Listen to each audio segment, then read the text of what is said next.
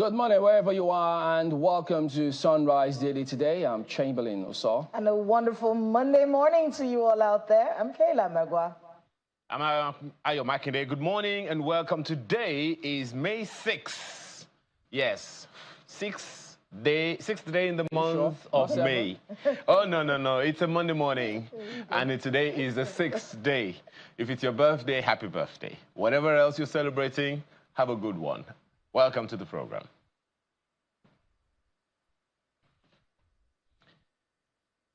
I wish we didn't put a caption on these guys, sincerely. It would have been wonderful to find out what you know if you knew where this was.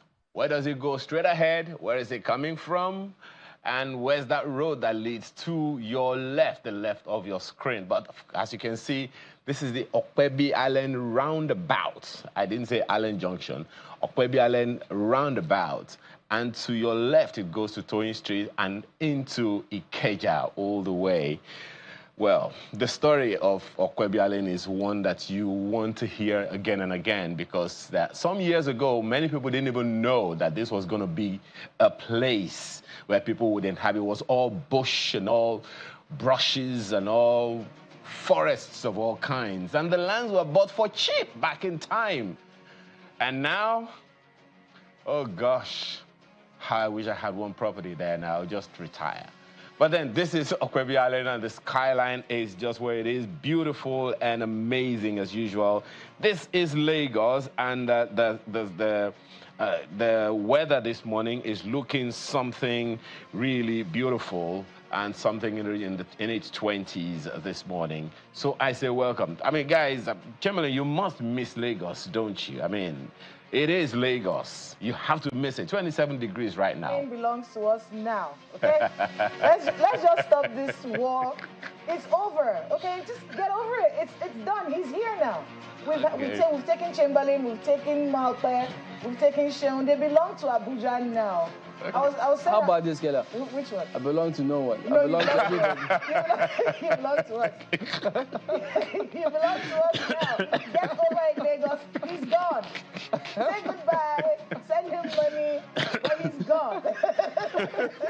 I'll say I'm a little ashamed because I know nothing about Lagos. I've heard about these places. That is why. Maybe one day I will be gracious. And bring us to Lagos, introduce us to the city, as we do when you come to Abuja. Well, come to Lagos first now, and then we can begin to have that conversation.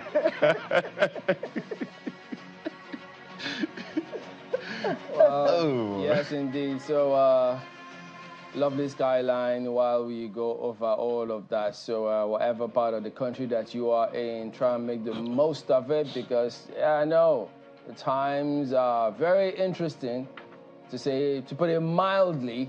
So, yeah, while we keep pushing wherever we are to make sure things are done properly. So we'll go ahead now and just take you through how some of the dailies are reflecting the scenarios this morning. So, I guess that's what we'll get happening to on the front pages of the paper. So thank you guys for the skyline. So now let's go over and take you through some of the papers this morning.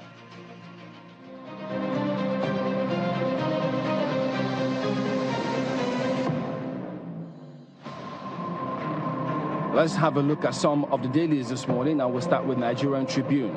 U.S.-French military bases, CUPP, MBF, ex-DSS boss, others caution FG.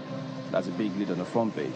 And then beneath that lead story, how we will tackle illegal miners ascribed to the EFCC to stop FG's loss of $9 billion annually, sets up mining monitoring sections in all formations. We've convicted 4 Chinese illegal miners in Ilorin ascribed to the spokesman. So some of these Chinese just carrying out these things with reckless abandon. So the commission plans to clamp down on all of that moving forward. So that is how Nigerian Tribune reports this morning. But from then on to Vanguard newspaper, local firms, IOCs, to bid for 12 onshore, 7 deep offshore oil blocks.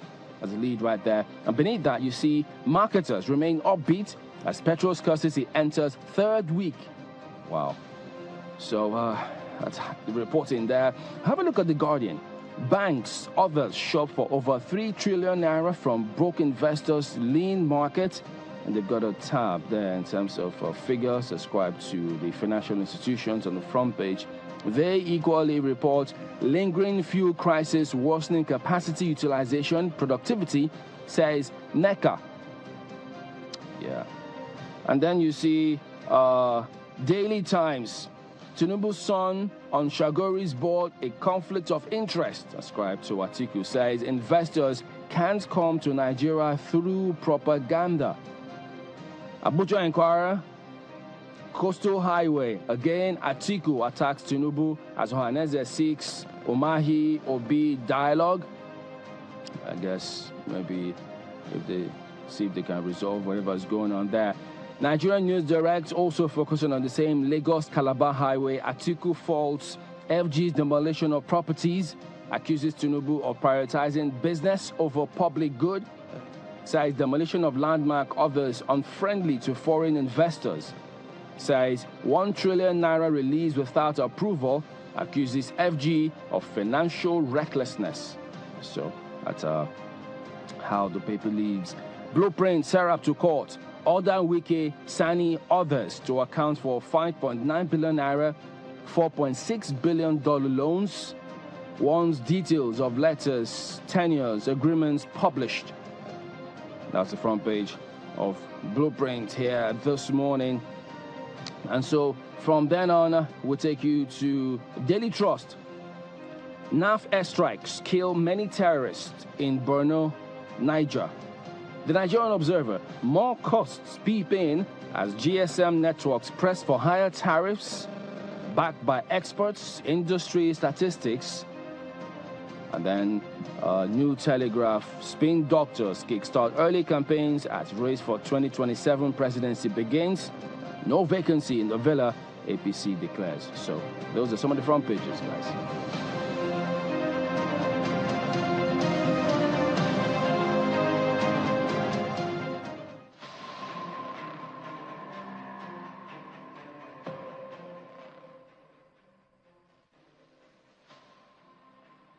The Nigerian Tribune, and right above the nameplate is at that, because you know, one of the things that we usually talk about is collaboration. While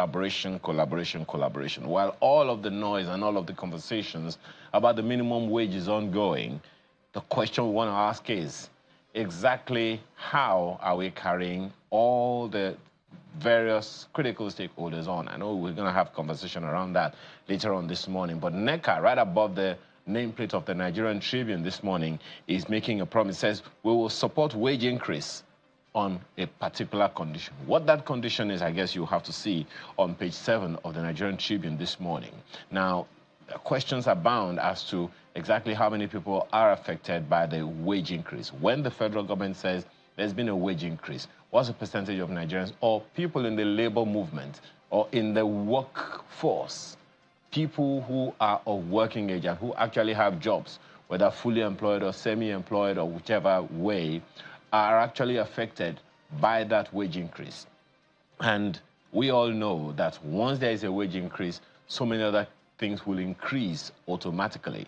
And there has also been a reference to the poverty figures that may grow as a result of the increase in the prices of stuff, which will naturally reduce the buying power of Nigerians. I hope all of these conversations are being factored in. If NECA is making this condition, it'll be interesting actually to find out. I don't want to be a spoiler this morning. It'll be interesting to find out exactly what NECA's take is on wage increase or salary increase for their own workers, as the people in the organized private sector. But that's my take this morning. Yeah. I think what stood out for me in the papers today is the Daily Trust newspaper. And that's, I think why it stood out for me was because I was watching the morning brief and I saw Air Vice Marshal Edward Gapqueta, the spokesperson of Nigerian Air Force. They have an anniversary coming up. I think it's the Nigerian Air Force at 60 or 50. I'm sure I'll get that figure correctly. But The Nigerian Air Force is 60, yeah? Nigerian Air Force airstrikes kill many terrorists in Borno and Niger. That's from the Daily Trust newspaper today. More on that from page 4. And you know, I heard him talking about how the media doesn't help. He was saying the media doesn't give them the support that they need. We do. We do. We just call out things as they happen. If it's good, we say it's good. If it's bad, we say it's bad. What kind of support are they looking for? Well, you know, I do get it though. Being a military kid myself, I know that the troops really feed on the mood of the nation towards them. The things that they see online, you know, the rhetorics they hear when they listen to the news and things like that. I know that, you know, troops on the ground, they feed off of these things. So we're going to just do that today. How come they don't, since if they feed off that, why is it that they've not done, or what have they done, or why is it that whatever they're doing about improving military-civil relations is usually very challenging? Exactly. They always as though it's us and them. You see them like, brutalize civilians on a regular basis. And then information, access to information on things is usually, we have to wait for press releases. And I remember, you know, this conversation coming up one time at some lecture that I held in Abuja here. And the speaker at the lecture was talking about how, look, access to information is crucial for us to be able to help you. You want the media to be on your side. You want us to cheer you on. Okay, so give us access to information. The problem is there are too many mistakes. And I was listening to Kayode talking on the morning brief this morning. Very pertinent question. What happens to the air surveillance when kidnappings happen? We hear about people being kidnapped in hundreds. How are they ferried across? Are they using bikes? Is there some big car? If there is proper Air Force surveillance, these things shouldn't be able to happen. Although he did explain sometimes the casualties, we have to look at safety first, but there has to be some way, you know, to get this done. What happens, and it seems like the media is not on the side of the military, like you said, is that there's that divide, us versus them. And then we ask you questions about things that seem a little crazy to the regular mind, that we don't get the explanations that we need. But we are supporting them today. Wow. Kudos to Hadinkai. Yeah, but you know, and Well Punch in the north. Kudos to them for all the work that they've done. Yeah, I mean, of course. But you know, the challenge there too is they need to go back and look at some of the very basics, right from kinds of training that the military give to their people at the NDA. Ditto Police Academy. What orientation do they have? Why is it that when you're in uniform, they feel as though you have to trample upon civilians? Why do you always look and say, oh, you're down there, we are up here, it's our way or the highway? Times have changed. Yeah, it's the hangover from the military regime. We're no longer in that era. It's the hangover from it. There are generations who know absolutely nothing about that era, and you have to deal with them. They're citizens, so you have to re-engage, retool, look at how you do things, because look, technology now is way beyond what it used to be before. Some of the capabilities they have, they need to change something. So if they feel they're not getting the kind of support, they need to go back. They're the ones who, strategy, a word that's actually ascribed to military on a regular basis, so they need to go back there, because I mean, in several master's programs, you see fine military officers who are doing the same program. So they have trained personnel. Oh, yes. They have them in the service. So they need to find a way. I think maybe the ones that engage with the citizenry, of course, you know, you talked about brutality of citizens. Yep. The ones that engage have to have a special kind of training. I know that they do, but they have to make it better, where they don't come off as the enemy of the people. And it's not just the military. You see that with police. You see that with NSCDC. As long as you give any one of them uniform, there's a spirit that takes over them when they have to relate with civilians. That has to change. Yeah. Because if that doesn't change, that mindset, it will be difficult. It will be difficult. So just two sides, basically. All right, so there you go. That wraps it up. But look at some of the dailies here this morning. Okay, so let's move on from having taken you through the dailies to the streets. Our correspondent, Dele Omoyeni, is on the streets this morning. I think you might catch him taking a sip of water. It's not hot yet. It's still pretty more early in the morning. So, what's going on? Good morning, Chamberlain and Kayla. Good morning. It's always good to see you both. Well, very interesting topic you were talking about in the studio, but that's for later. Well, let's come here. We're at the central area of Abuja, the central business district. And of course, just to my left is the World Trade Center. Also just behind that is the metro line, of the FCT railway. But here is a mega station, the NNPC mega station.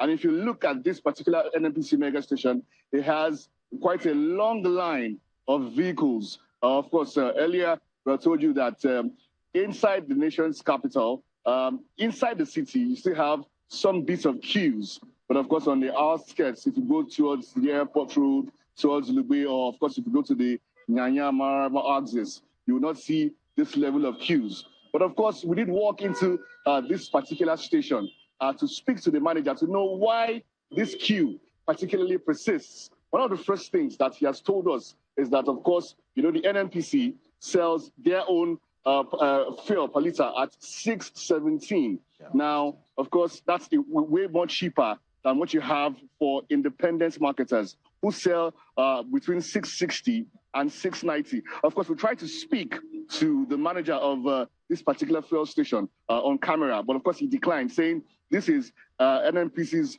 particularly mega station. It's not owned by any franchise. They report directly to NNPC, and so any inquiries we have has to go way back to the NNPC towers. But of course, whilst this line persists, well, guys, Chamberlain and Kayla, to my right, well, you have the popular black marketers, of course, taking advantage of this situation. And I did approach them to ask, well, how much is 10 liters? Of course, he started with 11.5, and then we bargained and we went back and forth, and then it came to 9,000 naira for that 10 liters. So that means that, of course, inside the fuel station, they have it at 6.17, of course, but this is NNPC. But well, the black marketers are doing between 750 and 800 naira per liter. Well, of course, brisk business. So that's the situation right here. But of course, another particularly contentious issue, guys, is the fact that as we speak, the Ipman depot owners are saying that the federal government, through the NMDPRA, owes them 40 billion naira. That's a particularly contentious issue. And then, of course, when we asked NMDPRA about this matter, they said, well, we began to offset these bills. But of course, just like the CBN said, guys, some weeks ago, that they will only clear the backlog of verifiable claims by these depot owners, and that they've started to do between 12 and 13 billion naira to offset that 40 billion naira debts that they owe depot owners, guys. Can you hear me, Dele? Yeah, sure. Go ahead, Kayla. Okay, so, you have touched on quite a number of issues. What about that threat? You remember the Ipman was making a threat to the Nigerian people. They said, basically, if we don't get our money, we're going to shut down business. What's the update on that? Okay, so just like I said quite a while ago, NMDPRA, we spoke to NMDPRA, and they said that they started verifying these claims and that they will only pay for claims that they can verify.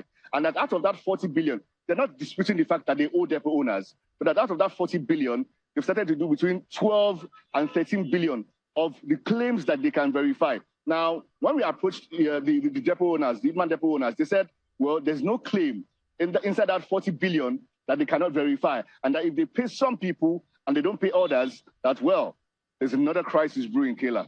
I mean, it's great work with your reporting there. We have been reporting on this fuel situation, especially in the nation's capital. That particular area that you are in is actually very important because, it has a mixture of all of the kinds of filling stations. I myself got from that NNPC.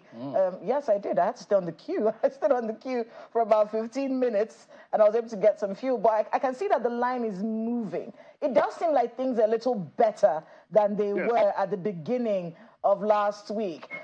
What we heard from the regulators was, 2 weeks' time. This should be sorted out in about 2 weeks. But it is letting up right now. Do you think it's going to take that long, or are we good in a few days? Okay, well, Kayla, we're actually good because I spoke to the manager of this particular fuel station, and he says they have products back to back. That the only difference is that whilst before they closed by 12 midnight sometimes, but now they have to close around 9:30, 10, because by then the products are already finished because they're selling back to back and back to back. And he says like why so many people come to this particular fuel station is because they believe that this particular station, their pumps are not manipulated. So you get your money's worth And so that's why you see that a lot of people, apart from coming because it's 6.17 per liter, they also are sure that they will get their values worth of what they buy, Kayla. So, of course, nothing to fear. The products are coming in, yes. Yeah, so, but Dele, did you get any explanation? Why is it that when motorists are usually on the queue waiting to get this product and sometimes they don't get it, but you always see those boys out there with the jerry cans? Do they walk hand in hand with these petrol people? Well, Chamberlain, quite a tricky question. Like I said earlier on the morning brief, in the past 2 weeks, you just find out that the fuel stations say they don't have fuel, but right in front of them, you see these people carrying jerry cans, and you see them everywhere, and they do it brazenly. And so when you ask them, where did you get this fuel from? This particular fuel station that you're standing in front of says they don't have fuel, and they just tell you, we just got it from somewhere, and we can't give you an explanation to that. So, but of course, you know that certainly either the owners of the fuel station or the manager of that fuel station is playing some games, because of course you can imagine the difference between 6.17 if it's an NNPC fuel station, and of course 750 to 800 per liter. Because while it has gone down now, Chamberlain, I can assure you that 2 weeks ago that 10 liters that you saw was going for between 10.5 and 12,000 naira per liter. So at times, in most cases, you see that they sell for 8,000 naira per liter from 6.17, and even if it's an independent marketer station, at 680, 690 to 1,000 naira per liter. So see the difference. They made a lot of money. But of course, whatever the abracadabra is that's happening, you know that someone exploited the fact that there was some level of scarcity to hold. And a lot of people have said, well, we don't blame these marketers, independent marketers, for doing this. We blame the people who are supposed to regulate them to ensure that no fuel station has the products and is not selling to Nigerians. Well, last week, when we spoke to one of the officials of Ipman, he said something that Nigerians usually don't want to hear, and that this definitely will not be the last time that we'll have this kind of situation. He says it may likely happen again. So having been out there and spoken to the people, were you persuaded positively that, look, it may not, or in accordance to what he said, we just might see this challenge again in the days ahead? Okay, so this new week, Chamberlain, we plan to have some interviews with the leadership of Ipman later in the week, say Thursday, Friday, to know whether or not, indeed, the NMDPRA has begun to offset these bills, as they've said last week. Of course, offsetting the bills means that these Ipman depot owners are beginning to get alerts. So have you started getting alerts? That's the first thing. So, of course, if they started getting alerts and then the government is actually paying attention to them and giving them what they want, then perhaps, maybe, there can be some respite for Nigerians. Chamberlain. All right. Maybe we'll end on that positive note, except that it just may be. Thank you very much indeed for reporting, Dele Omoyeni. All right, then. So thank you. We will be back in just a moment. Stay on with us.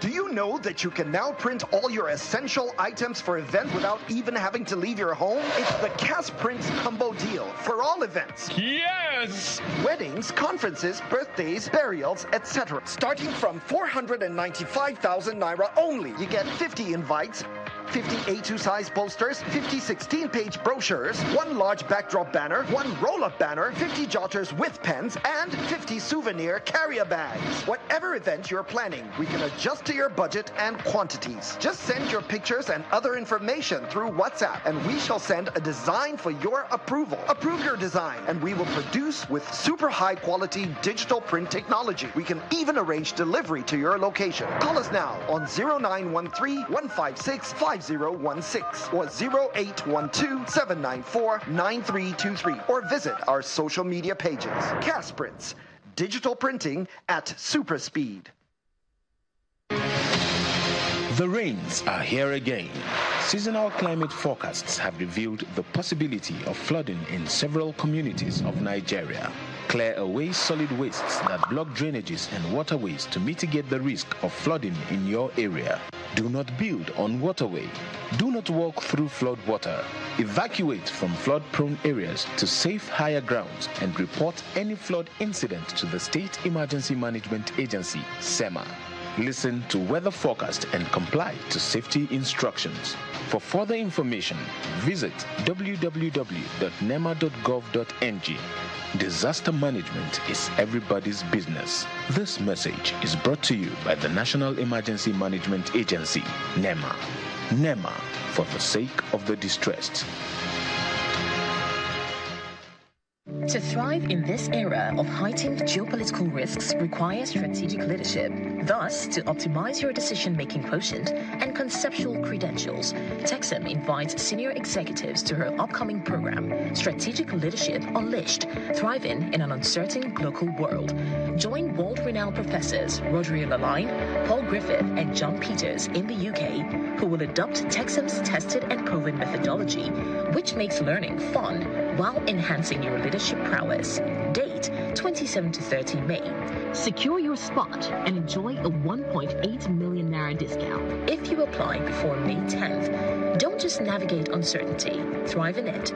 For more information, call +44 7425 883 791 or email exec@texam.co.uk. Texam, insights that inspire, actions that change the world. Do you know that you can now print all your essential items for event without even having to leave your home? It's the Cast Print Combo Deal for all events. Yes! Weddings, conferences, birthdays, burials, etc. Starting from 495,000 naira only. You get 50 invites, 50 A2 size posters, 50 16-page brochures, 1 large backdrop banner, 1 roll-up banner, 50 jotters with pens, and 50 souvenir carrier bags. Whatever event you're planning, we can adjust to your budget and quantities. Just send your pictures and other information through WhatsApp, and we shall send a design for your approval. Approve your design, and we will produce with super high-quality digital print technology. We can even arrange delivery to your location. Call us now on 0913-156-5016 or 0812-794-9323 or visit our social media pages. Cast Prints, digital printing at super speed.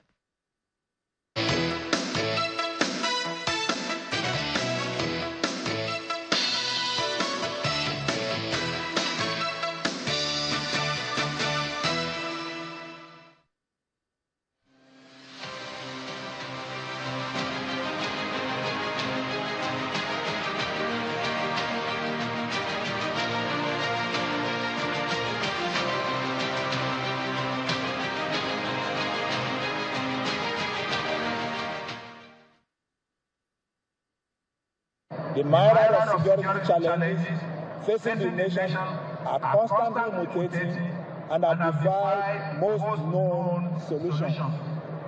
In the face of the daunting security challenge we face across the country, it is worth noting that the Nigerian Army, in conjunction with its sister services and other security agencies, has worked assiduously to ensure that all threats to our national security are contained.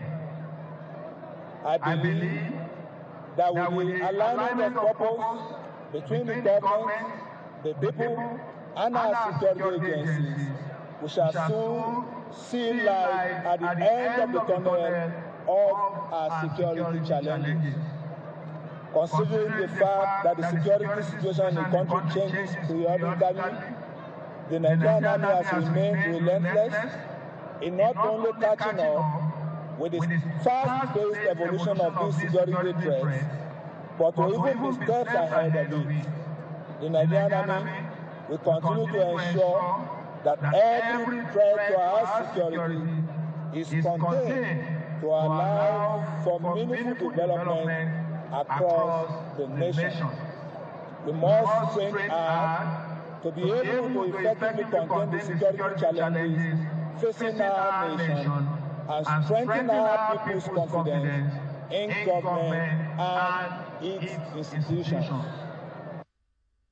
Okay, so we've got retired Group Captain Sadiq Shehu here with us. He's also a strategic security consultant. Good morning. Thank you for coming on today on the program. Good morning, Chamberlain. Good morning, Mariam. Good morning. Well, this matter that's been back and forth about, of course, it has to do with security. U.S. French bases coming to Nigeria or accepting them here. We've seen some concerned citizens have written to the president. They say, please, we advise the president, don't allow that to happen.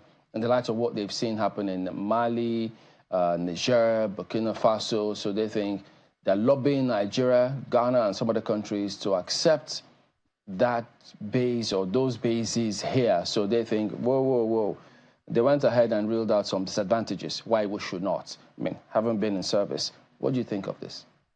Well, thank you very much. First, I would like to lay the premise that I think this debate is being, sounded out in many quarters, to my own knowledge, not because that any formal request has been made by the United States to Nigeria, but I think the venerable statesman that wrote that paper, they are looking at possibilities.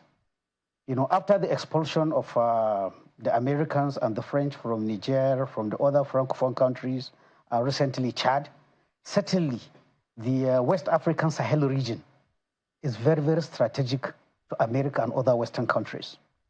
And as much as possible, they wouldn't like to leave that area without their presence for so many reasons. Some of these reasons are security related. America has far-flung interests, so they believe wherever there is terrorism or counterterrorism, before it gets to their borders, they should try and attack it as far away as possible. So whether for good or bad, the West African Sahelian region has become the hotbed of ISWAP and many all the other associates of terrorist groups. So that is one interest for America. A second interest, unfortunately, contrary to African countries, Western countries, they do far-flung projections, many years projections. If there is instability in these regions, what concerns them is that there will be inflow of migrants to their countries, which will stretch their own social architecture. So anything they will do to ensure that the region is calm, in the long run, they see it as their own national interest. You see, in these two things I mentioned, whichever country or African countries also, it is a mutually beneficial relationship, because we too don't want terrorism, we don't want instability. But having said that, in international relations, you don't have to be naive. For anything that a country does, there is its own personal interest. Then what are those interests of America? The region also is rich in resources. They want to be there. So there is economic interest for Americans to be in the Sahel West African region. The third is great power influence. China and Russia, and to some extent Iran, are making inroads into that region. Americans would not like to be left behind. So basically, this is what pushes the thinking that if they are sent out of out of Niger and other countries, they will still try to find other countries around that area to stay. And reading papers, American stakeholders, all these units that were dispelled from, they are under what is called the Africa Command, which when they started planning about it in 2007, actually, as the name implies, they want a command that will be in charge of Africa. AFRICOM, by designation, its area of operation covers 53 out of the 54 African countries. So logistically, you can see the best place for that command to be is inside Africa. But in 2007, when the debate started, generally across Africa, the reception was very negative. African countries led by African Union and other regional, they didn't like, because there is vestiges of, it is a neo-colonialist thing, colonialism is coming back. So again, importantly, Nigeria, South Africa, Libya, which in the African Union, they're among the P5, or you can say, together with Egypt, they kicked against AFRICOM being staged in Africa. It is out of that the American government placed it in Germany instead of being on Africa. That was 2007. But even at that 2007, there were countries like Liberia who actually asked to be given the right to host this thing. But again, the influence of Nigeria, South Africa, Libya, and to some extent Egypt, stopped all other smaller countries that wanted to really host this thing. They were convinced in the spirit of this and that it is against African interest to have foreign bases in that. That was 2007, 2000. Was that our own position, Nigeria? I told you Nigeria was among the countries that actually no. weighed in on the smaller countries that wanted to accept. How do you then explain what happened in 2017? Exactly. So you see, again, I know where you're going. It's an issue of, sometimes some people will tell you that international relation is dynamic. That is, can change from time to time. But having said that, I have also a different idea. There are some countries right now that you cannot even talk about the possibility of them putting an American base, because throughout time, their stand is very, unfortunately, I don't know, maybe the diplomats will not agree with me. In the aspect of having a foreign military base, unfortunately, Nigeria's foreign relations has not been consistent. Let's go back to 1960. After independence, Britain wanted to do an alliance with Nigeria. There was a big riot across Nigeria. It was stopped. Then I tell you, this 2007, they wanted to do AFRICOM in Africa. Nigeria was among the countries that said no. Not only said no, weighed in on countries like Liberia not to accept. However, again, like you said, in 2016, is it 2021, we had President Muhammadu Buhari. Probably, some people say because of the realization that time that maybe we do not have the capacity to confront our district. When the Secretary of State came here, he asked him that he is requesting for AFRICOM to be relocated in Africa. I underline in Africa. He didn't go as far as to say relocate in Nigeria. So what does that mean then? Where was he? Was he going for another country? Well, the fact that he even, compared to what Nigeria did in 2007 to now, what experts are seeing is a great divergence from where Nigeria was and now accepting the presence. I told you it was Nigeria that actually discouraged, together with other countries, by the way. So this is the issue. At the African Union, in 2016 May, there was a meeting that was it was held, in Addis Ababa, 2016 May. What was the issue? The African Union Peace and Security Council was concerned about the proliferation of foreign military bases in Africa. So in as much as a regional organization, they cannot order countries, but they expressed their concern and warned African countries to be careful about accepting to host military bases. This is at the continental stage. So what I am saying, over the years, while some countries have been, consistent against, Nigeria, sometimes initially it was against it, but now we are seeing. So like I said, I don't know if there's any formal request made to Nigeria. Now, what is fueling this debate is the fact that American policymakers, they have indicated a preference for a coastal West African country, without naming any country. They want a coastal West African country. So that is to say, even their choice of Niger was as a result of not getting that coastal West African country. Now there have been this, when you say coastal, go along the Atlantic, you are thinking of Nigeria, Ghana, Togo, Benin, so this is where they are. But if you ask me, this is my personal opinion. Given Nigeria's stance, against the initial resistance, despite what we heard during Buhari administration, despite this letter is saying, I am of the opinion that none of the big African countries, big, I say it in quotation marks, because every country is big in international relations. I don't think any of the big countries will agree to have an American base. Why? Because it will be seen among African countries, for whatever reason, as giving into colonial or neo-colonialist tendencies. Ghana has a history with Kwame Nkrumah. If you go back historically, Kwame Nkrumah, in his book Neo-Colonialism, was the first to talk against having military bases in Africa. Then we have Gamal Abdel Nasser, we have Gaddafi. All these people at one time or the other, they spoke against it. In fact, in Ghana, currently there is a small, I will not call it a base, there's a presence of American troops in Takoradi Airport.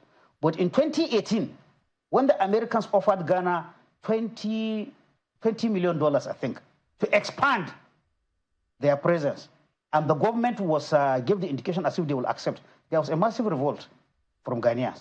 And Ghana now has to remember its antecedents of Nkrumah, who has fought colonialism. And again, the government, in fact, the president, Nana, has to come out and make a statement that we never promised an American base, we will never promise an American base. Let's talk a bit about that, because, from this open letter that was written by these northern elders, they cited a few issues, saying, we don't want the base here for certain reasons. Or they said internal security, to compromise internal security, increase the living cost in those local areas. It's bad for the environment. When we set up these bases, it's not good for the environment. And most importantly, that in the places where these bases had existed before, there are no actual tangible, solutions to the anti-terrorism war that they were set there for. They're there, but these problems persist. Now, we've seen all of these complaints. Are there any good sides to having a military base? And I'll tell you why. Because you see, for the Nigerian, we've been through a lot.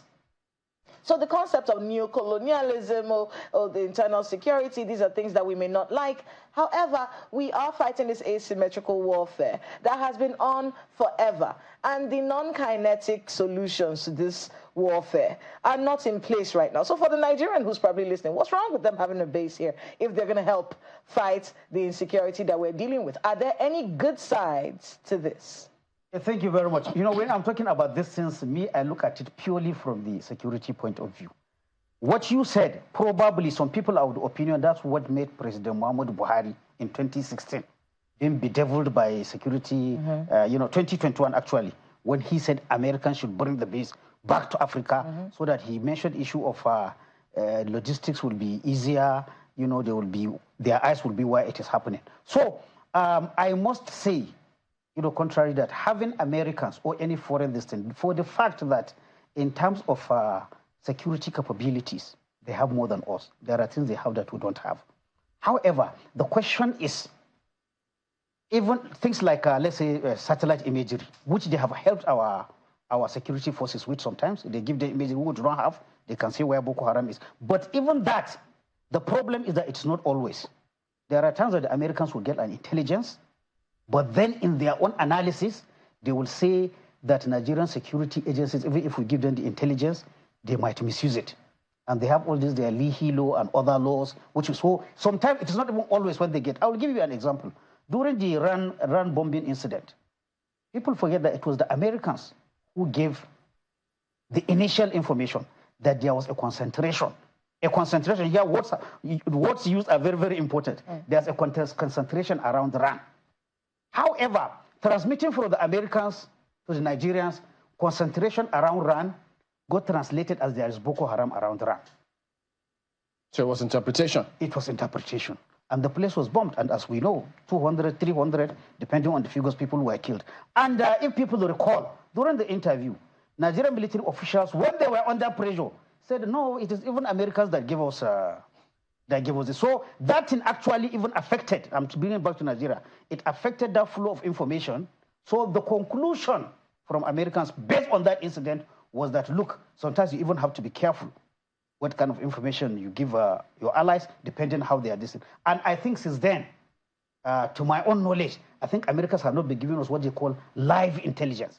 What do I mean live intelligence? If they see something, they might wait for some hours to pass before they pass it. So I'm bringing that to say that in as much as their presence could help us, but it's not guaranteed. It depends on their own perception. If the information is good or bad. So that is one side. The second aspect of the goodness, even the American content, I told you they offered Ghana 20 million or 20 billion, 20 something, to expand their presence. The truth is that when Americans are there, they give a lot of money for any country. So now it depends. That's why I see more countries that are into it economically more likely to offer the Americans. They give a lot of money. Of course, when the money comes, contractors, because they have to use local contractors. So there are some economic benefits that will come. And of course, at the higher level, the fact that you are seen as an American ally might get you other things. Because whether we like it or not, they're a big economic power. Is that what affected Niger? Eh? Is that what might have affected Niger? Because if they give a lot of money, yes, for them to have pushed them out still, there must have been this much is what more. I'm telling you. The different countries have their interests. For some countries, they will only look at the economic benefit. You get the point? Some will look at the security benefit. Some will look at prestige. When I talk about prestige, if a country is strong in the African region or West African region, and it is claiming to be a leader, to my own understanding, there is some loss of prestige if you are seen to be hosting a foreign base in your country. I mean, prestige is all well and good, but, I didn't quite get the answer that I was looking for. You mentioned a few of the benefits that could be there. Yes. Yeah, but you have to be local. We have to localize it now to the Nigerian situation.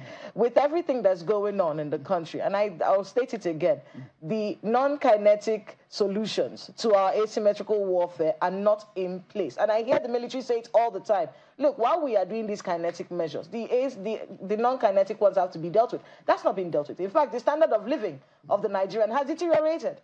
So we are looking at a situation where things will not get better if we continue at the pace at which we're going. Is there a way that having these bases in the country could give us an edge and put an end to this warfare? Well, I told you what they can do in terms of giving us intelligence, in terms of helping us to do the kinetic side. For the non-kinetics, when you talk about non-kinetics, you are talking about the condition of life of the population. There is no foreign country that can do that for another country. That is an internal thing for the federal government, for the state government, for the National Assembly to ensure that the non-kinetics, that's what the non-kinetics means. People should get jobs.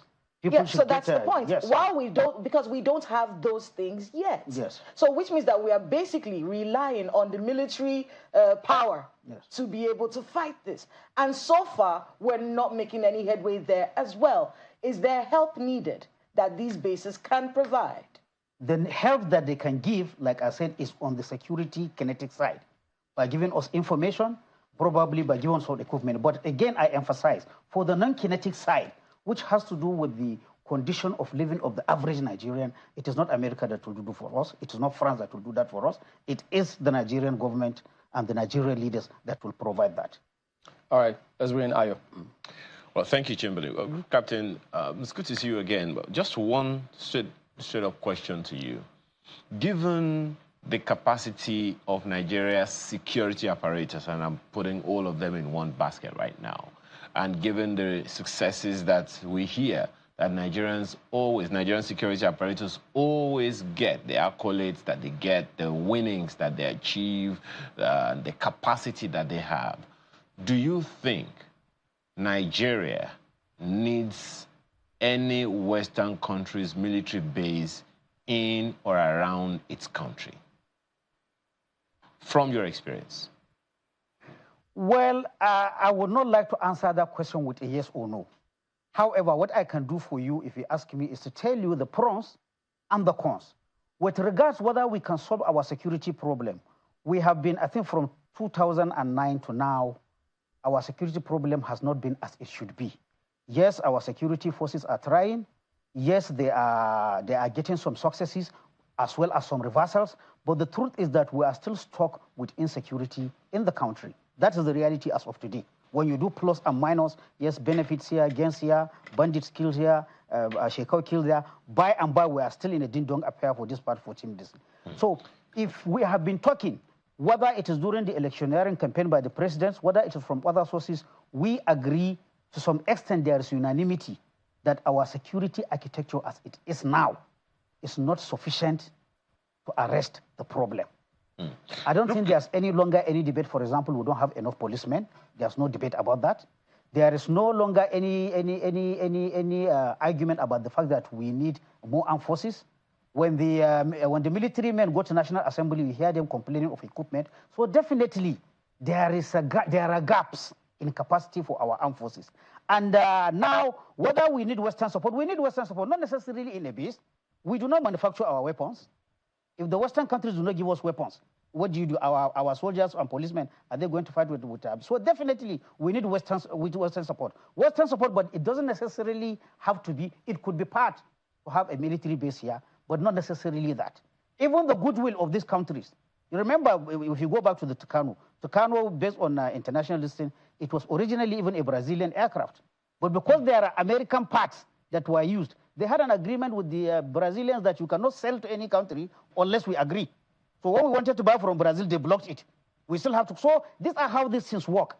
Definitely at the level we are, or at the level of where most countries are, the truth is that we need support for our, for our security. It is understood, Group Captain, that there is no nation that is an island.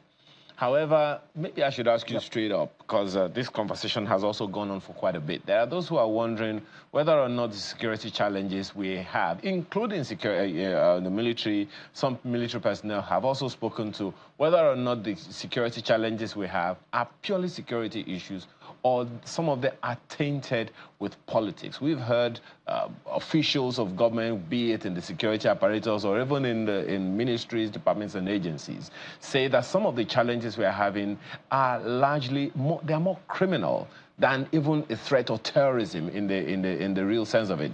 The Chief of Army Staff, I think, was the one that spoke earlier and spoke to the same thing. So, is it something that cannot be dealt with by significant consultations among critical stakeholders? Because we have heard governors themselves complain that some powerful forces are working in the country against the interest of the security of the country. So are these conversations difficult that we have to be even discussing that some foreign organization is going to have its own base here in Nigeria, security base here in Nigeria, other than they're having their own embassies and all? Well, personally, I'm a man of evidence. When I hear people bringing some conspiracy theories without actually naming people, I tend to poo-poo that. What I would like to say as a security consultant is that we have security challenges currently, which our current security architecture is not up to the standard of meeting those challenges. That's how I look at it. When you look at the different actors in the insecurity, we have terrorists like Boko Haram and ISWAP, who we know their own is ideological. Ideological is based on ideology. That is why they don't mind, committing suicide or carrying an ED and go and exploding this on other people. But again, when we come to banditry and other kidnapping and the rest, we have people who are in it for the money. For them, there is no nothing doctrinal or anything religious. It is purely money. So, but all these things, what do they mean to the average Nigerian? Is lack of security. Whether the man is doing it for religious purpose, whether the man is doing for monetary purpose, to the average Nigerian, the equation finally sums up to you are not safe. And unless you can do that, now talking about conversation, there is a limit to what conversation can do. But if you are security actors, if you are police, if you are military, are not up to the standard to meet that, no matter how many meetings, in fact, in this last 1 month, how many meetings have we had? Whether abroad, whether here, by Senate, by police, everybody has done meetings. But what do we do? Have we moved? We have not moved. How long have we been saying that, okay, give it to the police, they have started, I've seen recruitment going. But even the recruitment, the numbers they are doing, is not the numbers that we are told will be appropriate. The military, yes. Just so we don't go off what we are.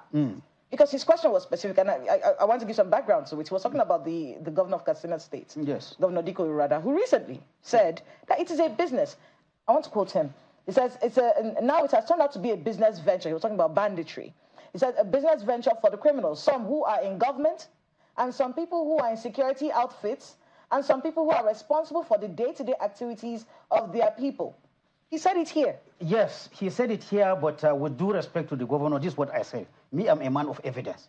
If a governor is talking that there are people in government, and he's not giving us, he's not talking about them, to me, honest, I would just see it's just frustration with the security situation. Was he supposed to have named them? Of course, yes. Then who else is going to name them? Who else is going to name them? With due respect, we have even had presidents saying they have Boko Haram sympathizers in their list. To me, I think that's an irresponsible statement if you don't go ahead and name how far up do we need to go before we say who those people are. So to me, they still remain as statements that are made out of frustration. When things are not working, you want to transfer the blame. That is how I see it. So how about this one? When a certain private, Muhammad Adamu, who is said to be in his 2nd division, was reported to have killed the woman who was a repentant Boko Haram person. So, and then last week as well, we also several platforms also reported that equally, that repentant Boko Haram persons attacked a police station in Borno, trying to free some of their members who were held, and police said we repelled them. So we also have heard the governor of Borno State at some point say, look, these repentant Boko Haram persons, they end up as spies, and that he didn't support the idea. Well, you brought 3 or 4 instances, but each of them, they are similar, but they are not the same. Let's start with the soldier that was said to have killed somebody. He's in Baden, also somewhere in the southwest. He killed a lady and he was arrested. To the best of my knowledge, and honestly, even having served with the military, in doing my work in security, I like to be independent and go on my own. This rumor that repentant Boko Harams have been recruited into the Nigerian army, there is no single shred of evidence about it. Yes, there are repentant Boko Harams, but I am not aware. And all the people that are saying, trace all the news.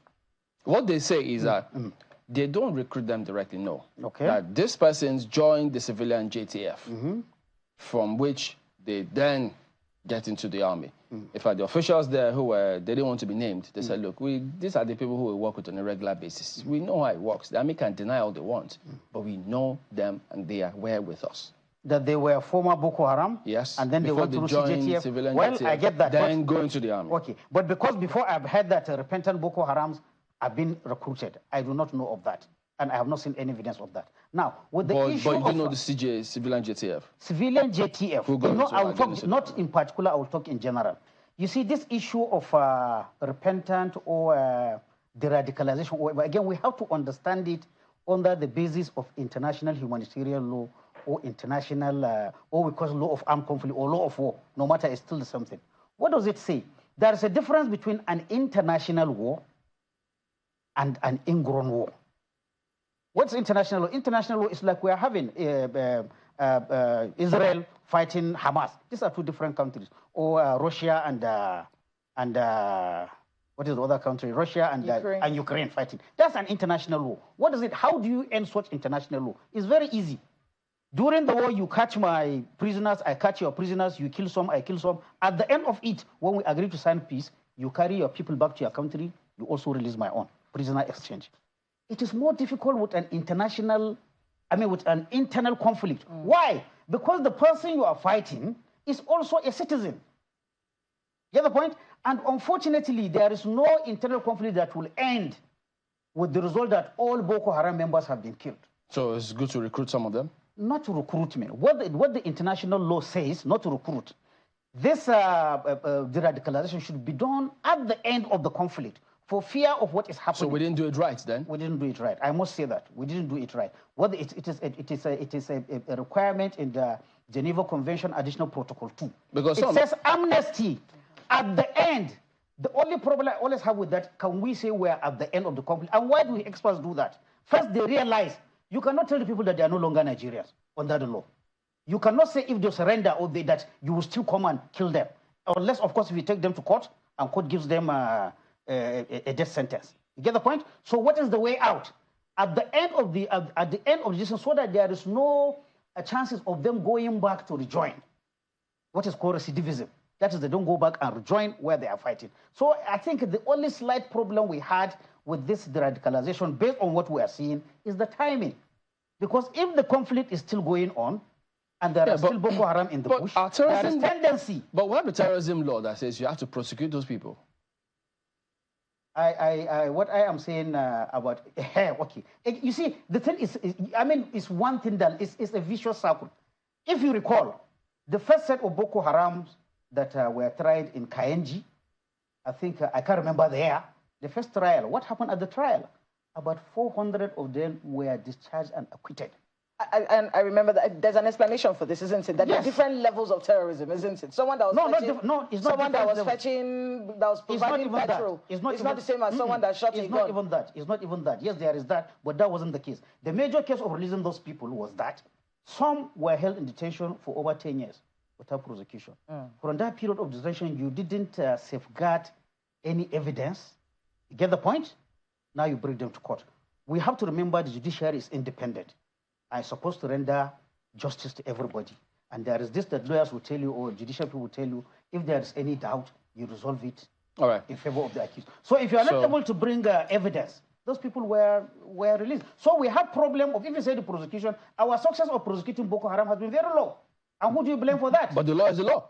No, but if the court cannot just help you because they are Boko Haram and then... So you have to do it right. You have to do it right. If you don't prepare your case, if you don't bring the evidence, the court will release them. So, but definitely, in conclusion, now that they're raising this alarm, this question, these concerns all over the place, it's increasing now of so-called repentant Boko Haram persons in the service attacking different formations. We need to find a way. Look, have a look at this. If it's happening time and again, we need to have another look. What actually happened? How do we correct this? Permit me to say, even that, to be honest, to me now, there's no conclusive evidence. The story is out there that these people, that these things were repentant Boko Haram who entered the army through civilian JTF. I think if we are responsible people, there are certain agencies or government levels that should go and confirm that this is actually so. So we'll look to that and see how we proceed from there moving forward. Group Captain Sadiq Shehu, thank you very much indeed for your time this morning. Thank you very much. It's time for Business Morning on Sunrise. And Inijo Mekwa is standing by for that.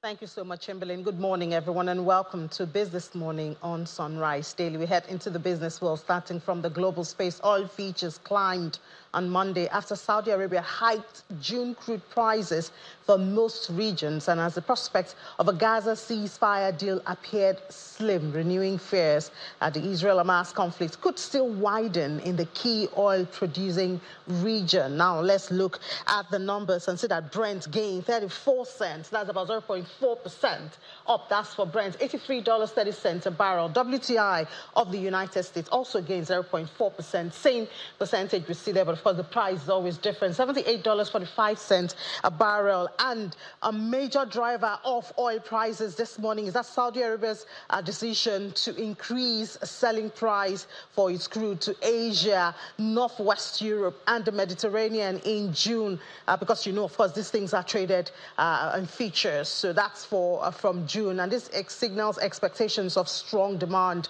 this summer. China is also a major driver of oil. As usual, it's the world's largest crude importer, and services activity there remained expansionary for the 16th straight month, hoping that, you know, with more demand expansion in the real sector, there'll be more demand for oil. So, of course, this has boosted hopes of a sustained economic recovery. And then, of course, the tension in the Middle East, geopolitical risk, is also feeding into oil prices this morning. And then we come to Nigeria and look at the close of the Naira. Well, I mean, the close of the Naira, the way the Naira has been looking, hasn't been, you know, a lot to celebrate. But this is the close from 400. Unfortunately, we have hit 1,004, and that has been sustained like almost all through last week. We're hoping that this week we'll have better news. So it closed 1,440 on NAFEM, and this is where most most transactions take place. Obviously, that's why we've been seeing a drop on NAFEM. So we saw it was 0.16% drop at the close of trade on Friday. NAFEX seems does not have that much demand, so we always see not so much activity. So here at NAFEX, it gained 2.27 naira to close at 1,402 naira. The close of trade gained 1.33%. That's about 2.27 naira on Friday. Now, a bit of good news for Nigeria also. Looking at the global ratings agency Fitch Ratings Agency has revised Nigeria's outlook from stable to positive, citing faster than expected progress of reforms by the President Bola Tinubu since inauguration.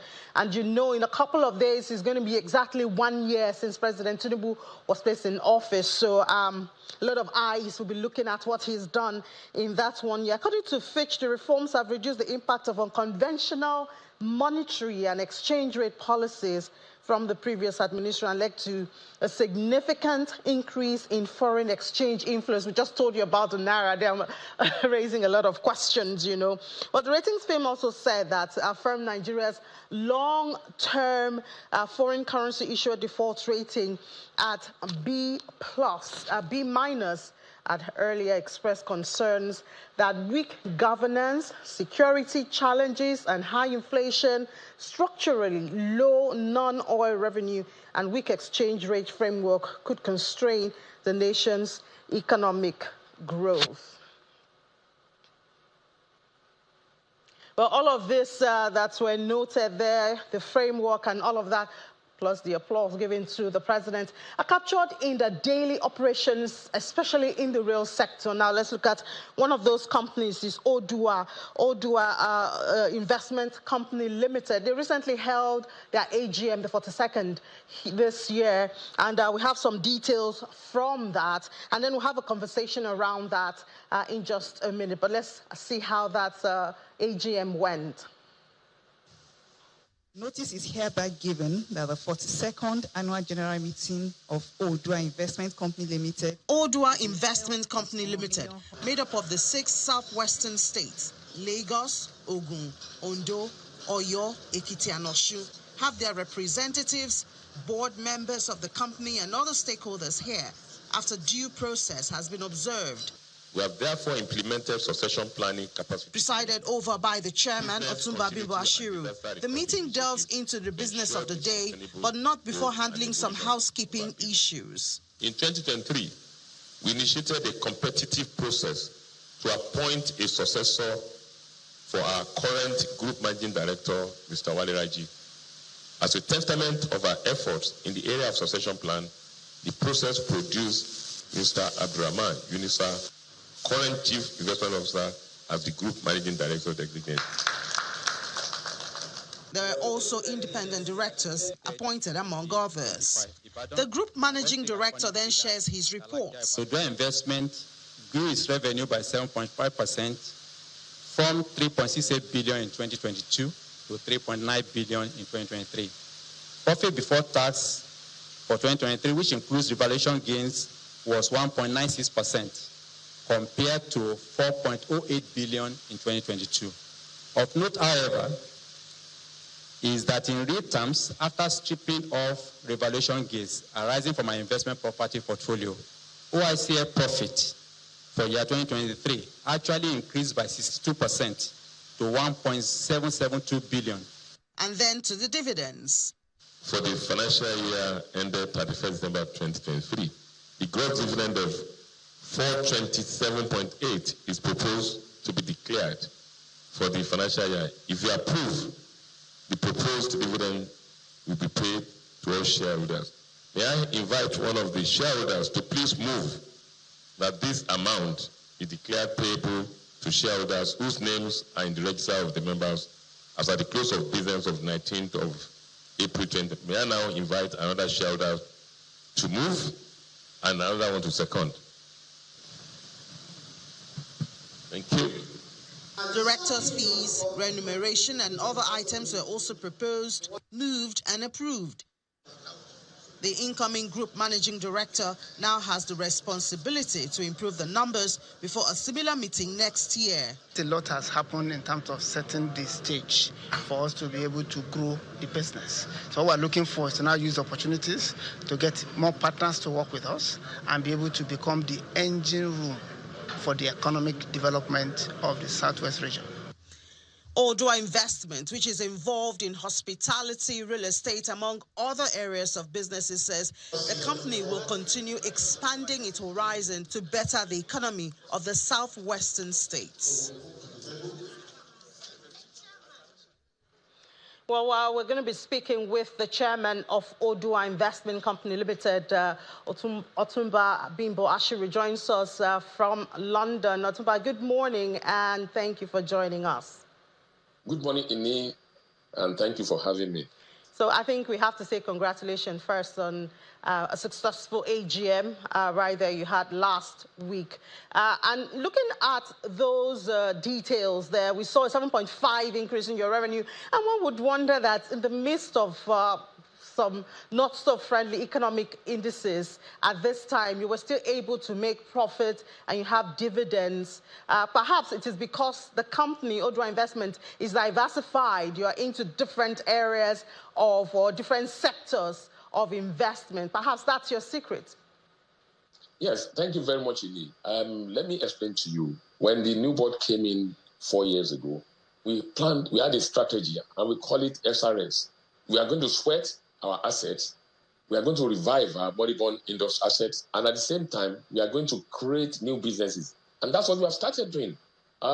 Assets, we have so many moribund assets that are not generating any income for us. And then another thing we did to focus well is to create a lean holdco, whereby all our real assets business have been moved to our subsidiary, Wema Board, which is owned by Udua 100%.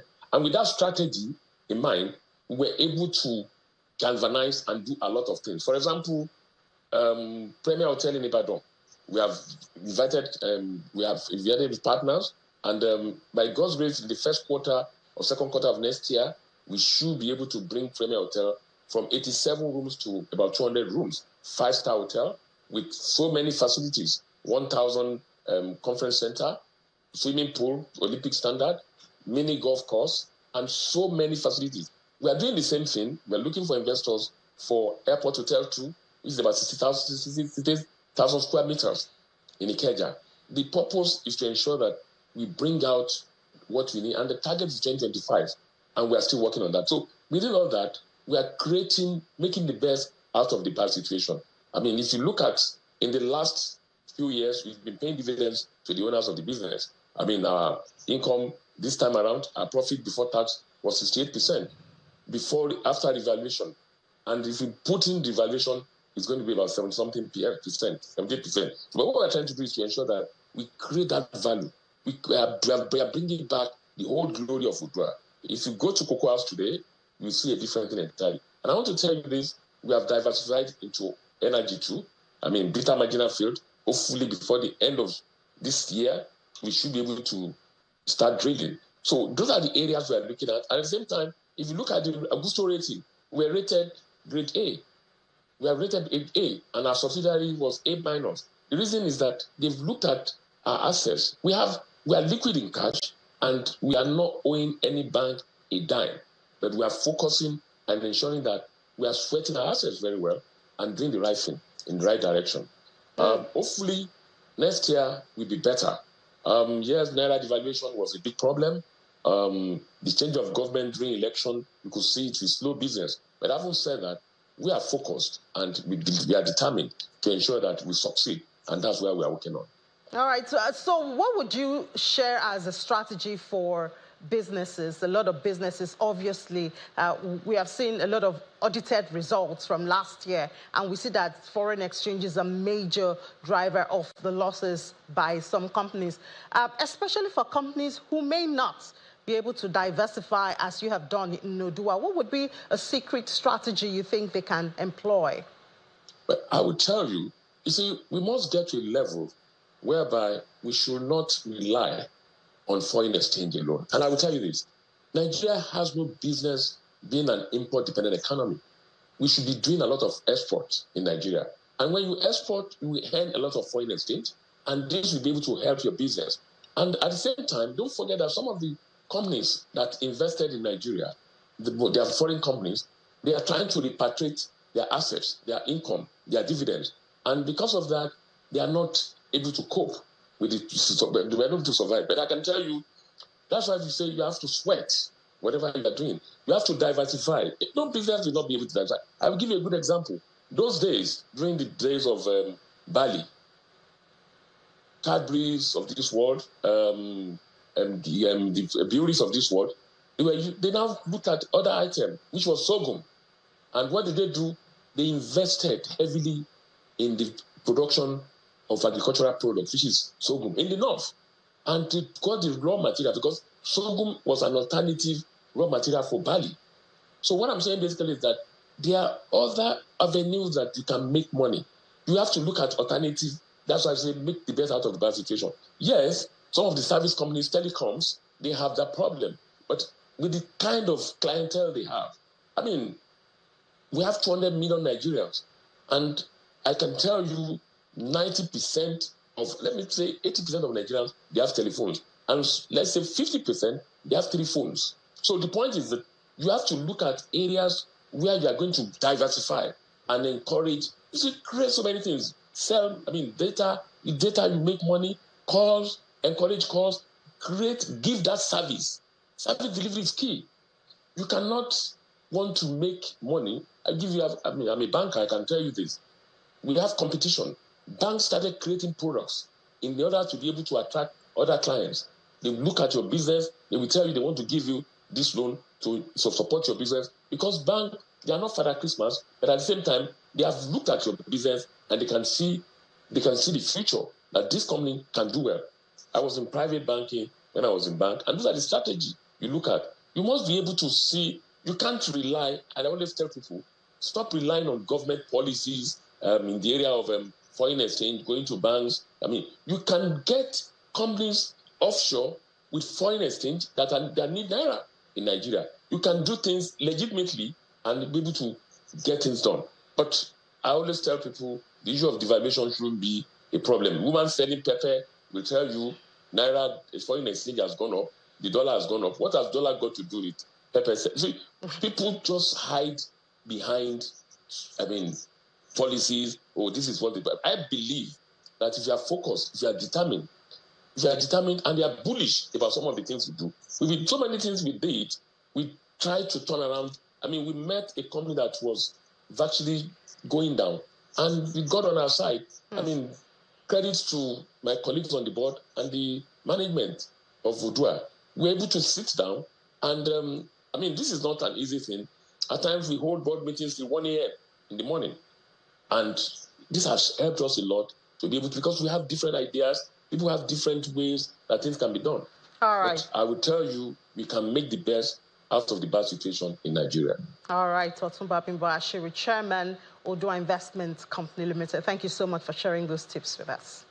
Thank you, Ini, for having me, and God bless you. Have a lovely week. You too, sir.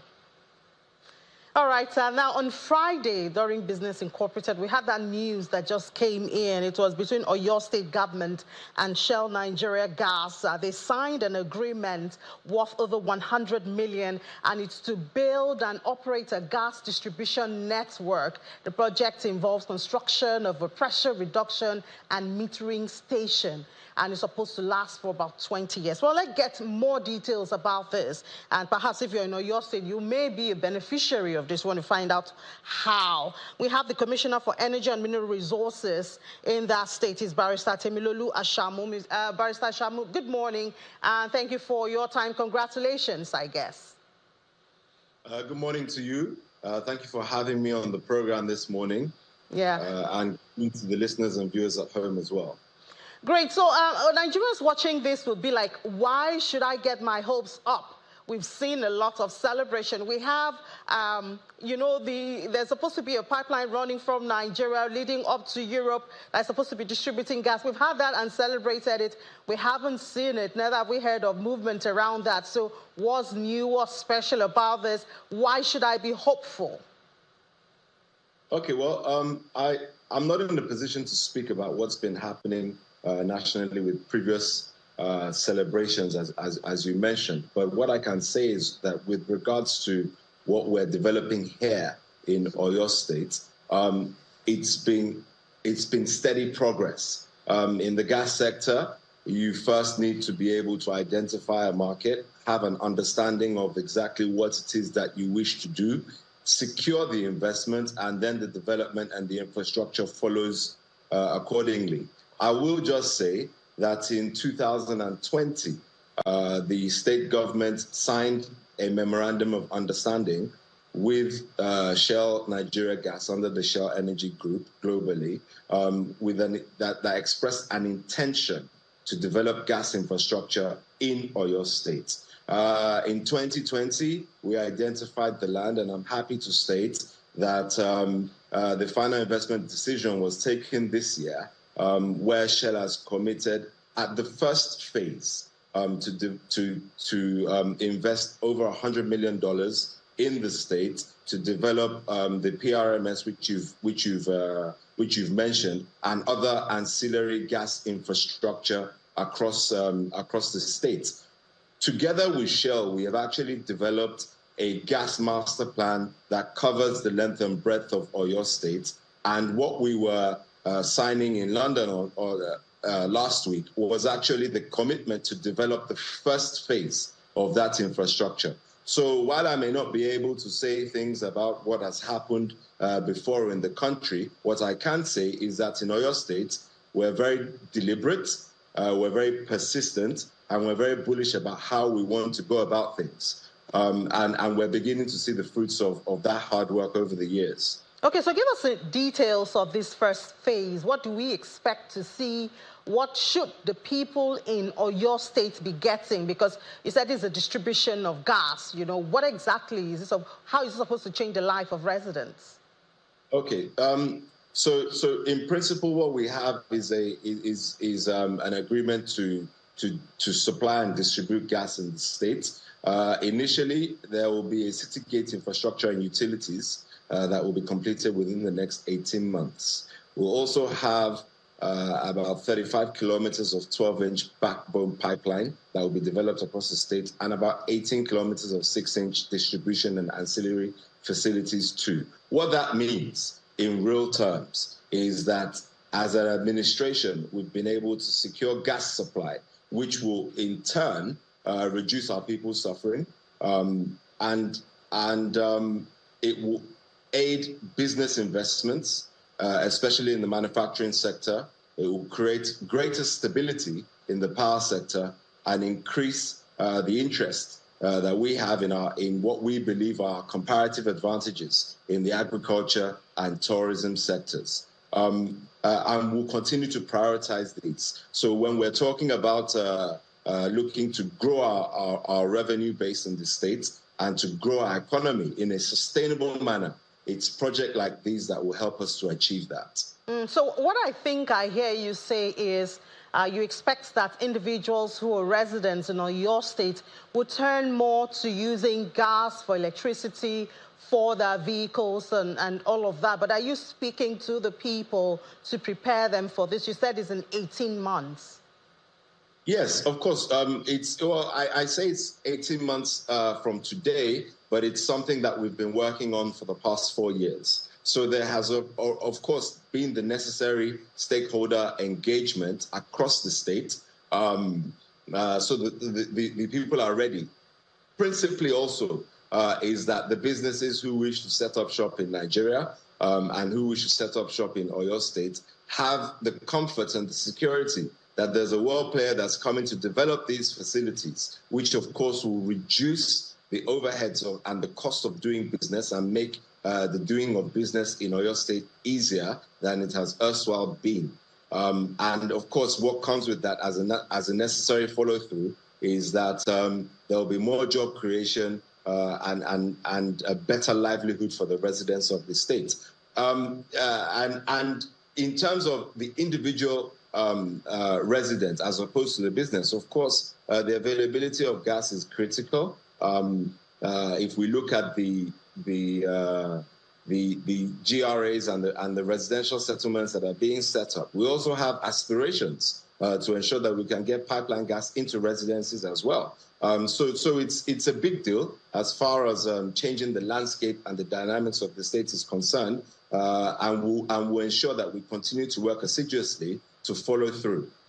So I talk about the readiness of the residents because on Friday here on the program, myself and my colleagues on the Sunrise Daily, we talked about, we've been preaching the issue of converting vehicles, generators to gas for some time now. And a lot of us, I say us on purpose, are still very skeptical about that because you wonder how safe would my vehicle be if I do that? What will happen to the parts? Do you have the repairmen who will handle that? So that's why I think the issue of getting the people ready is one thing. Another thing is the cost of conversion. That can also be a hindrance to it. Well, I think it's important for us to situate exactly what it is that we're talking about here. We're talking about the provision of gas in three forms. That's pipeline gas, CNG, and LNG, available in the state. This is a facility that's going to be developed by Shell. It's progressive.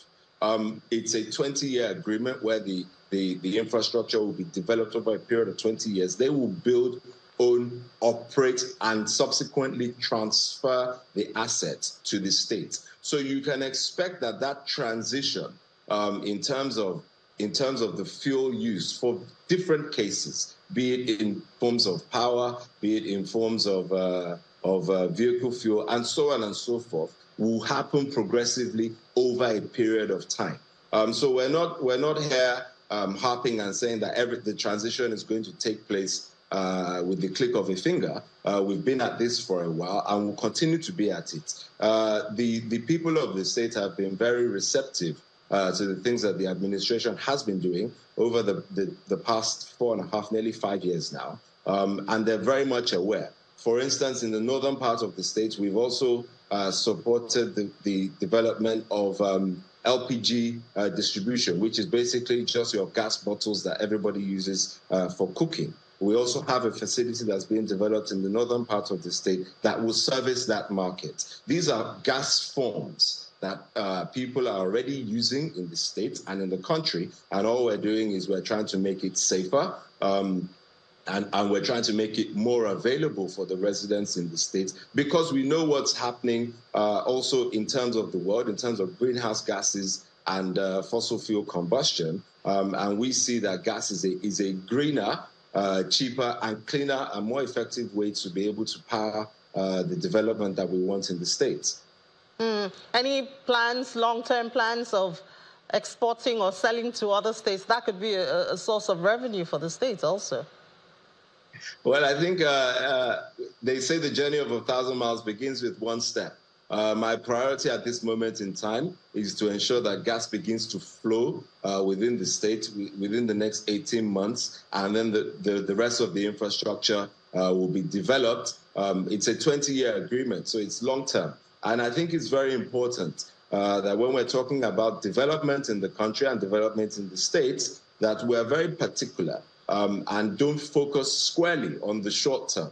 But we keep at the forefront of our minds medium and long-term development. And if you ask me, I think that's what we're doing in Oyo State. All right, thank you so much, Barrister Shinwa Shamu. I guess some people might be thinking of relocating to Oyo State. That is if we see this working in 18 months. We're counting down from today. Thank you very much for having me. Great. Do enjoy the rest of your day. Now, just before we head back to the Sunrise Daily Studios, let's look at the market numbers for Friday. We know the market is already open at this time, but let's look for the numbers just to refresh our memory and see what you expect today. Now, looking at the market numbers, we see the all-share index. This is actually for the week. Last week, it was a positive one. We had, I think, about like 2 positive trades at the close of the trade last week. And market cap is back on the 56 trillion naira. We're looking forward to 100 here. One of our analysts had said if we can hit up to 100, we might be heading to a new resistant level. See the activity chart right there. Positive for volume, while value and deals reduced for the week.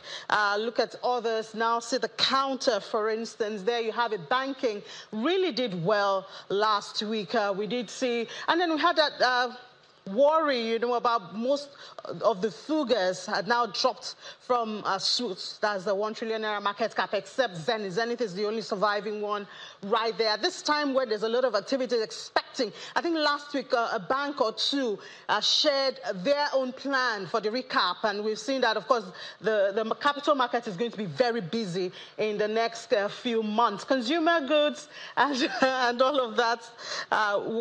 Consumer goods right there we see was negative among others. And then top trades, Abe Mortgage, GTCO. I mean, then you have the big guys right there. So that's a brief from how the market traded last week. We'll have more comprehensive market conversation during Business Incorporated. Willie Bong will be here to give you that. So I have to hand over back now to the Sunrise Daily. Guys, do enjoy the rest of your program. But I'll see you at 1 p.m. for Business Incorporated, where we'll have a robust global business conversation. Join me then.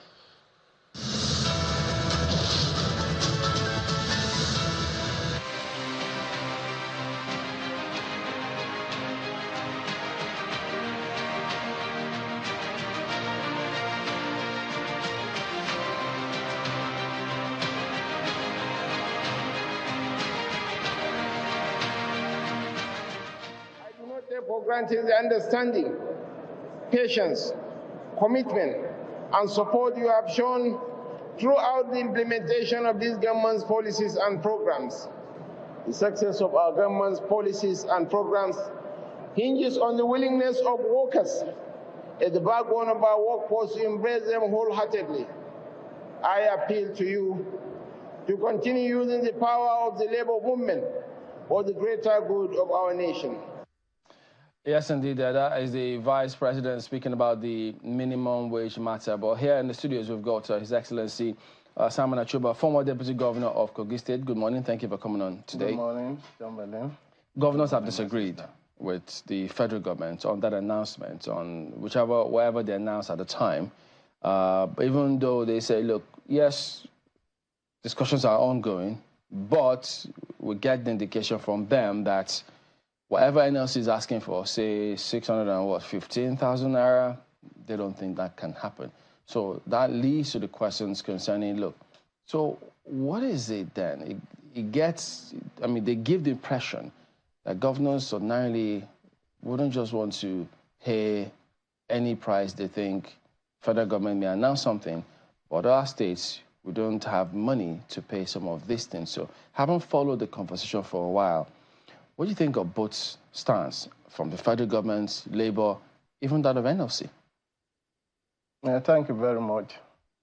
The duty of a governor, primary duty, is to secure the people and the property. There's protection of life and properties. When, as a governor, you refuse to pay salaries, you are igniting insecurity. That's what it means. If the governors are saying they cannot pay, let them show us what their wage bill are, and let the country look at them vis-a-vis their income. That is the allocation from FAC and as well their internally generated revenue. From what I know, by the removal of subsidy now was diverted to the states, to the federal government and the state. Allocation has gone up. No agreement has been reached as to what actually is the sum to be paid to the minimum wage that is supposed to be paid. No, it has not been agreed. And to come out without an agreement that we cannot pay, the negotiation is not between them. It's not before them. It is before the Labour and the federal government. Federal government will bring in the governors. There's no doubt about that before the finalization of what the minimum wage is going to be. So you don't think it's justified for them to say that if government agrees something, if we can't pay, we can't pay? They can't say that. They can't say that. Once it's agreed by Labour, if you cannot pay in your state, you downsize. You downsize and pay what is required. So take, for instance, now, since the removal of subsidy, fuel is 700 naira now a litre. In some areas. In some areas. And in some backward parts of Nigeria, it's 1,000 naira. So it sells, in different places, there are different prices. And now, since then, no salary increase has taken place. Fuel that used to be 100 plus or 200 plus, 300 plus, moved to 700. No salary increase. Not only that, you floated the naira, the exchange rate. All these things are compacted, to put together to impact on the common man. And the nation has been bearing it and bearing it. If you are going to remove the subsidy, you should have thought of the increase in salary along with it. If you are going to float the naira, you should know the consequences. So could you tell us, some of these things are not auguring well for the well-being of the common man. How do the governors, how do they determine their own salary? Do they all earn the same across board? the governors themselves. Yeah. No, it's determined by the Revenue Mobilization and Fiscal Commission. Yeah, but do they all earn the same, all states? Yes, all states. In spite of the revenue? What salary is, yes, that's what they are paid. So why did they not say, oh, we cannot pay what Revenue Mobilization and Fiscal Commission asks us to take? Why are they not saying so? They are taking their salaries. It was determined by Revenue Mobilization and Fiscal Commission. Both, all political office holders, not the governors alone. The governor, the deputy, the commissioners, the special advisors, senior special assistants, all have the chairman of boards and all that, have their entitlement decided by Revenue Mobilization and Fiscal Commission. But if there is an increase today, will the governors say that they will not pay themselves? Well, how do you think it's because, I mean, some of them too have argued that 615,000 naira, that's going to be a lot. Even several private sector institutions can't pay that as minimum wage. So would that be a realistic thing to ask on the part of Labour? Well, it may not be realistic. It's a proposal. It is a proposal. It's not static. It's for what you have done, you remove subsidy, fuel was this, and you moved it to this level. If we have to cope with the inflation that is in place now, this is the amount that is required. That's what Labour is saying. It is left for federal government to say, yes, we can understand your plight, but look at this, look at this, look at this. If we pay all this, there will be nothing left to patch the road when it is bad. There will be nothing left to maintain the hospitals. There will be nothing left to do some other things, to support agric, to give loan to the farmers. Look at it. This is from this is our earning. This is what we can give. Look at what is available as our inflow to Nigeria. We open the books. Let us be transparent to ourselves and let the Labour themselves know that this is the inflow. By so doing, I think it will be very easy to arrive at what the decision of what the minimum wage should be. I mean, you were former deputy governor, yes, in Kogi State. Yes. Talk to us a bit about, how it is governing states and paying of salaries in the states. The governors are straightforward at that meeting. We can't afford this. What are you going to do? We can't afford it. I can't afford it. As a governor, he's saying, I cannot afford this. Let's use your experience as deputy governor. In times like this, what do you think should be done by the state governors to be able to meet up with these expectations that Labour, they may not be able to meet up with that figure, 615, but what should governors be doing right now, in your view? Okay, thank you very much.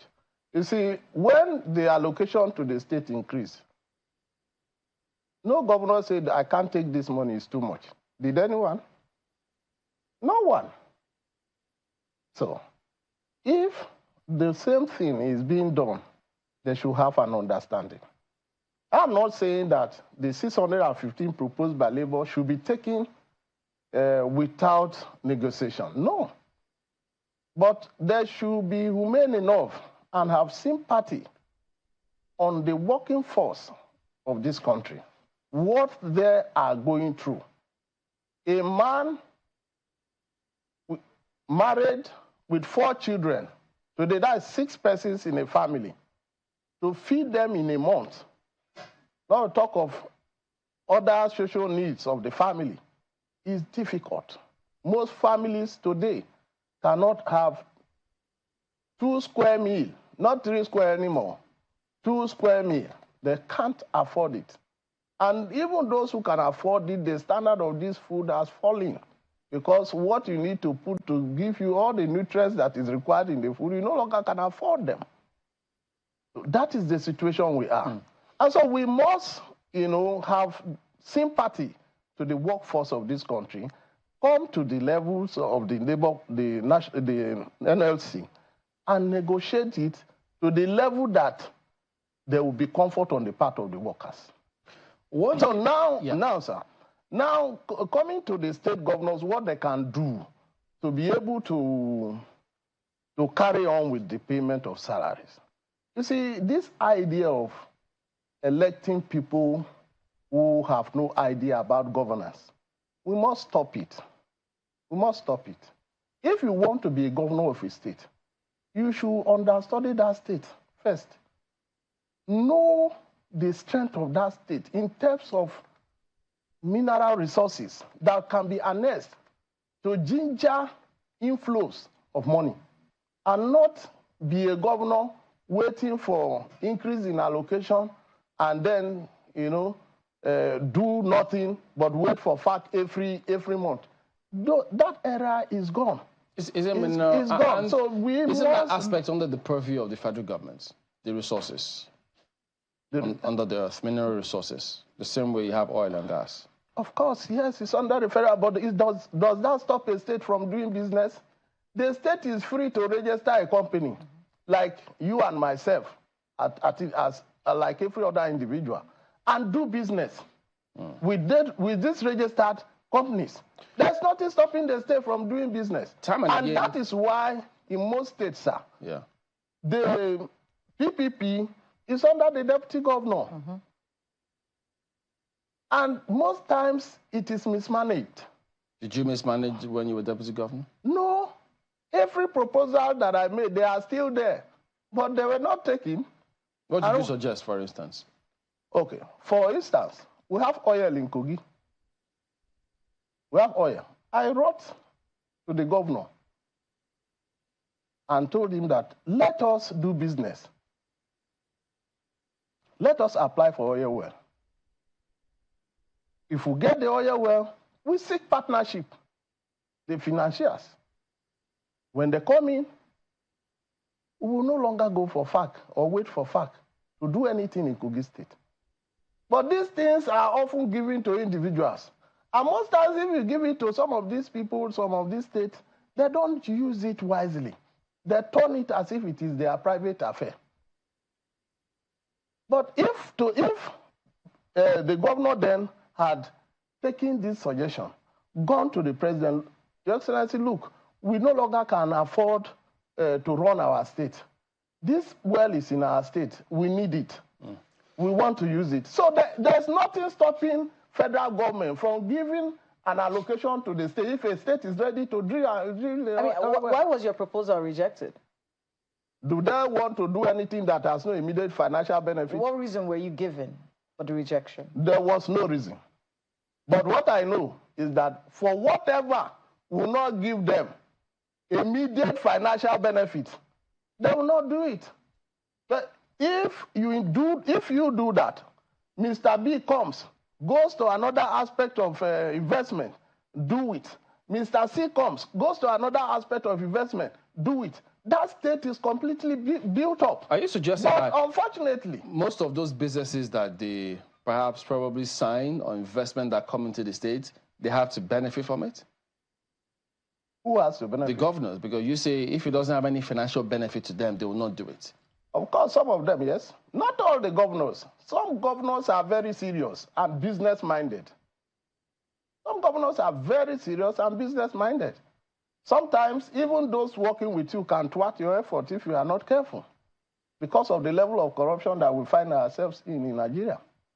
So what would you say is like the biggest challenge that we have? Because you've spoken about the importance of being financially transparent.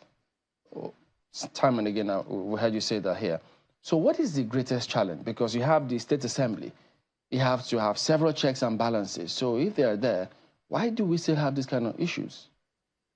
You see, one thing that I discovered that is the problem is the financial burden that our electoral processes requires.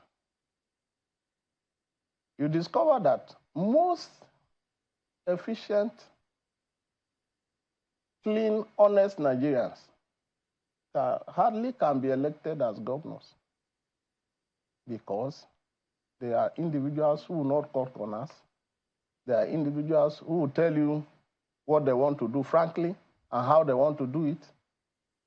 And the hawks around who are living on state resources will say, no, this is not the kind of person we can work with. When this one comes, we will not see anything to eat. They work against you to make sure that you do not succeed. So they go to who they know will cooperate with them to ensure that they continue to live the way they are living.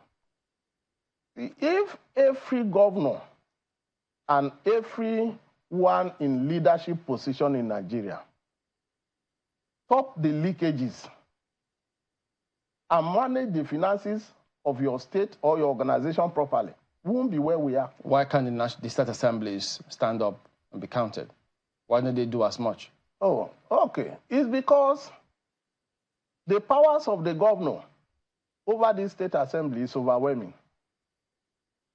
I want to, in my state, for instance, during the 1999 section, 2003 to 2007, I was a member of the State Assembly and as Deputy Speaker.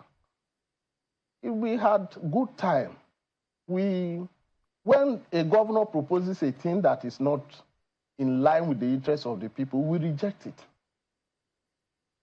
But shortly then after, especially in the last administration, if a State Assembly member dare speak against any bill brought by the governor to the floor of the House, he will be barred from coming for sitting.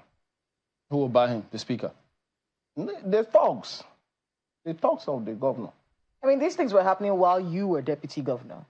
Let's be clear, because you were deputy governor in 2019. Some of it happened while I was there. Okay. Yes, and I called the Speaker. I said, look, this thing you are doing, you are bringing down the State Assembly. You are favoring no one. You are destroying yourself. Yeah, but then, of course, you will go and tell the governor. But I didn't agree with it. And everybody in Kogi knows that I don't agree with things like that. So how did that affect your relationship with your principal? Of course, that's why all those troubles are made. That's why it's made. Any deputy governor that would dare face his principal to say, look, this thing is not correct, whether in love or out of whatever way you present it, it is seen as not cooperating. So you have to agree to anything the governor says? Yeah, so we are supposed to work as a team, putting your heads together to achieve the best for the state. But most states do not do it that way. Ayo. There's a response you gave to a question Chamberlain asked you earlier when you said that all state governors are paid the same thing as determined by the Revenue Mobilization, Allocation and Fiscal Committee. I just want to find out, do they also get the same amount of security votes? No, they can't have the same amount of security votes. Security votes usually is determined by the governors of the state. Maybe some of them who knows what the law is, the right to the assembly, and the assembly will pass it as a bill, and then it is returned to them, and then it becomes the security vote of the governor. That's what is obtainable. How much on the average does a governor get for a security vote? Because that's one of the things that Labour is also wondering. How can you be getting so much and you're giving us such peanuts? How much does a governor get us for security votes? Well, the security vote of a state is dependent on the governor, as I said. But on the average, I'm sure that no state is paying less than 300 million per month on security votes. The security vote, probably as I know in Kogi, is not for the governor alone. The security vote is for the governor. In some cases, the deputies have security votes, the commissioner of police, the director of SSS, the other paramilitary agencies that are in the state, and other areas that there's need for security. Security vote goes to them. But all that is determined by the governor of the state. So essentially you are saying that this 300 million, average 300 million, could be more or less depending on the states. And that it is also at the prerogative of the governor. He can decide that the deputy governor will get or the deputy governor doesn't get in the event that they are having issues. And when it doesn't go to anyone else, it all stays with the governor. That's what you're saying. Of course, he may decide not to give anybody. He may decide not to give anybody. It depends on the governor in question. He may decide not to give anybody. He may skip some months without giving anybody any money. Well, it goes back to the issue at hand, which is that of minimum wage and all of that. Now, if a governor, for instance, a state government says they can't afford a particular amount of money, and the labor force is aware of what each governor is getting as a security vote, where is the morality? What's the moral justification that anyone would say, okay, well, we agree with the governor that the state is broke, when they know what the governor is likely getting for security votes? Yes, you have answered yourself. The moral burden is on the governor. But do some of them have morality? Some of them don't. They don't have. Of course, if you say you cannot pay a particular sum as may be agreed in the future, you should open your accounts to the NLC in your state. Yes, this is my income now. This is my IGR. These are the other sources of revenue for the state. Other investment, this is what they turn in for the state. This is the wage bill. This is what I'm being asked to pay. If I pay this, this is what is left.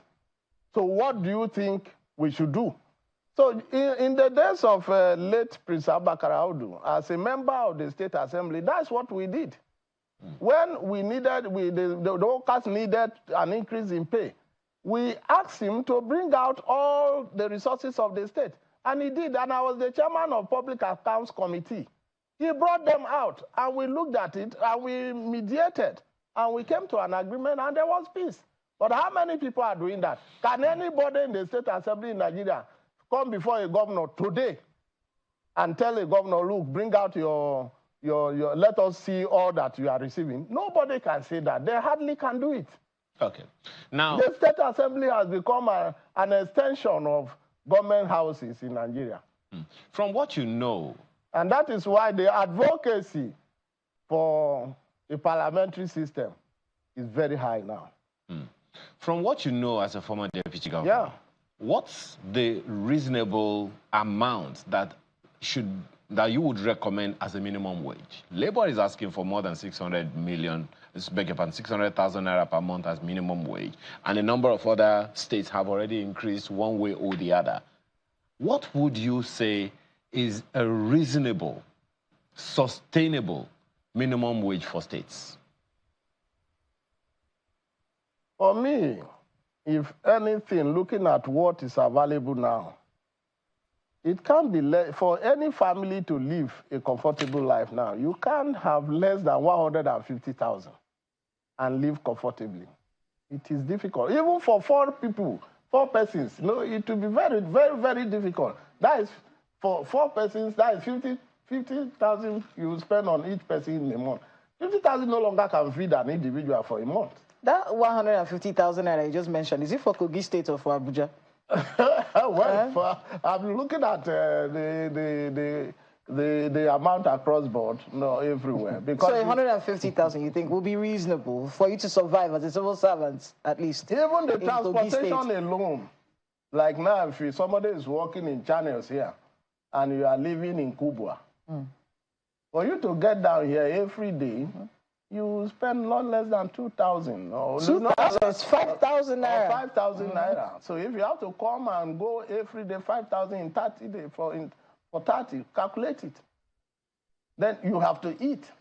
You have dependents, your wife and your children. So these are the issues. And then you're band A. So, and you're on band A electricity. The Naira level has changed.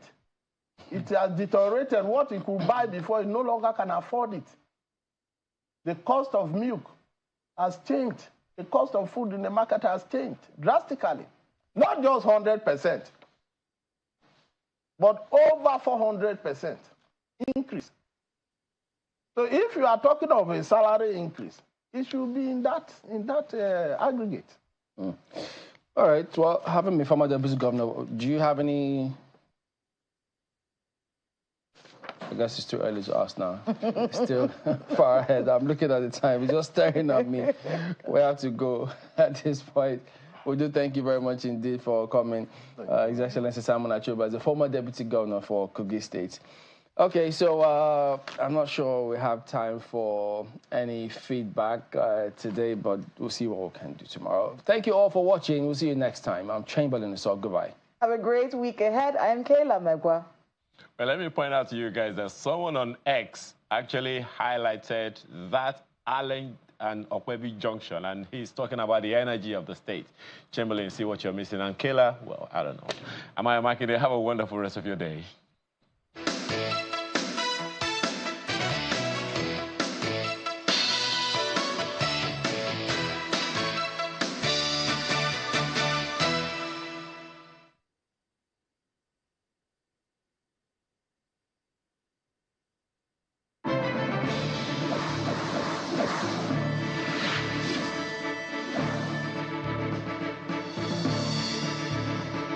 Stay connected to the world with Channels TV Podcast and get all the trending stories. Simply log on to channelstv.com, click on podcast, select the program of your choice, and listen.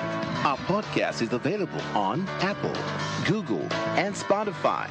Tap the expertise you trust. Touch the stories that touch you. Anytime, anywhere.